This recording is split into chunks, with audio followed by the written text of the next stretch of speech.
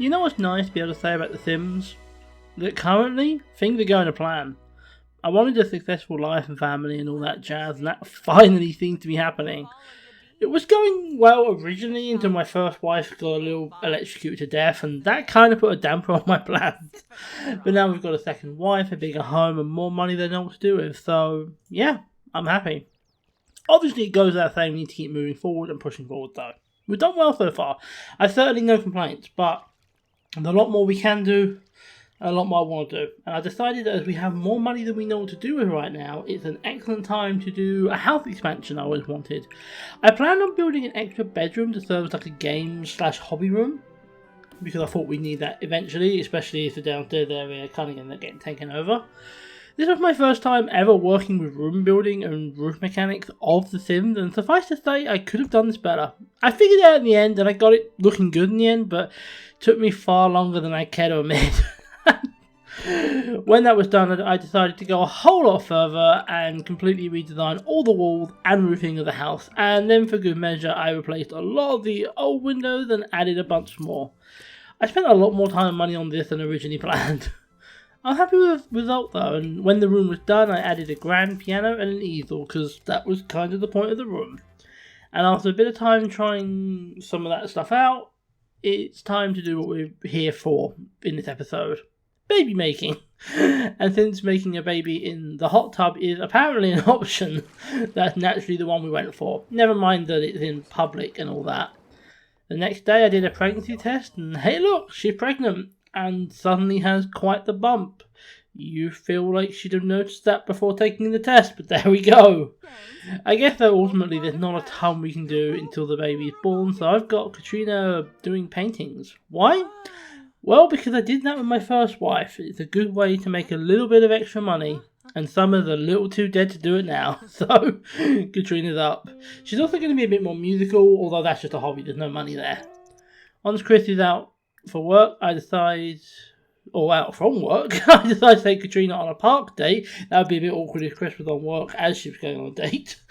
But she likes dates, she likes soulmate stuff, that's kind of her big thing. And it's not like we'll have a lot of chance to do this once the kid's born. It's the same park I got married to Summer in, but we don't need to tell her that. The pregnancy's going quite well, but the thing is, I don't know how long Sim pregnancies last. Do you know what we don't have right now? A kid's room. We should fix that. What I ended up making honestly looked a bit like a traditional boys' room, or at least it kind of seemed like that. Wasn't really my intention. I have no idea the sex of the child, and I wasn't going for that style anyway, but there we are. I like it, so who cares?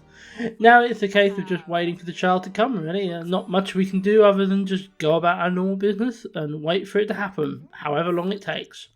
Fortunately, for the sake of this video, and for my own sanity, it doesn't take much longer.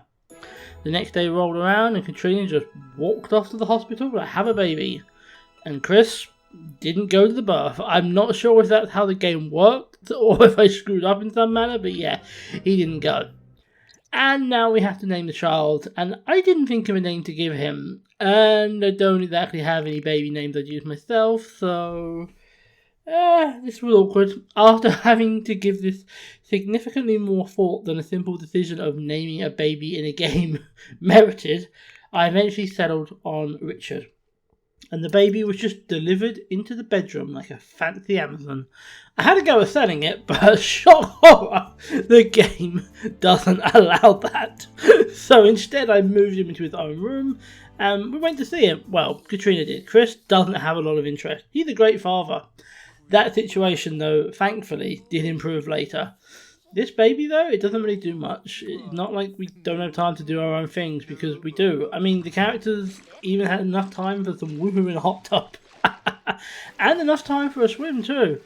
Turns out all the work is in the middle of the night when it wakes up crying for no good reason. This was my first time of saying, "Why are you crying?" and realising just how realistic this game is. I did something pretty cool though the next day. I maxed out Chris's aspirations. Not too shabby if I do say so myself. With that done, I have to pick another one, something new to get good at, and I end up going with cooking. Why? Because he already enjoys cooking, he's already leveled it up several times, and so that seemed like an easy choice. We did our big writing goal, and we're actually making enough from writing that realistically neither of them have to work, so why not just do what we want? In that very same vein, I decided we needed to change Chris's career. He's always very unhappy at work. I thought writer would be a good fit, but I guess not. And we have the money to take a wage reduction, so I gave him something new and took him into the tech industry. It's worth a go, right? Certainly no harm in it.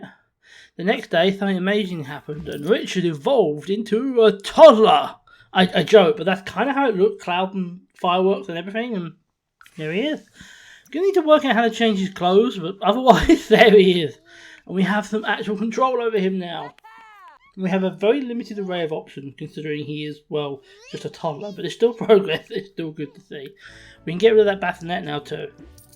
Beyond that, though, there's not much we can do with the kid because, well, he's a toddler. The big thing is, though, he can now go on an adventure, at least before getting caught and then taken back to prison. I didn't realise, though, that as this is no longer a baby, he can probably eat with us, huh? And we should probably start feeding him some solid food, so we gave that a go. Baby is starting to get grown up, which is mad considering we started this episode before the pregnancy. This does feel like a good place to call it though. We've made some pretty significant progress, I'd say, considering the 2-person family is now a 3-person family. Next time? Well, from toddler to kid of course, but beyond that, I don't know. I guess you're going to have to watch to find out.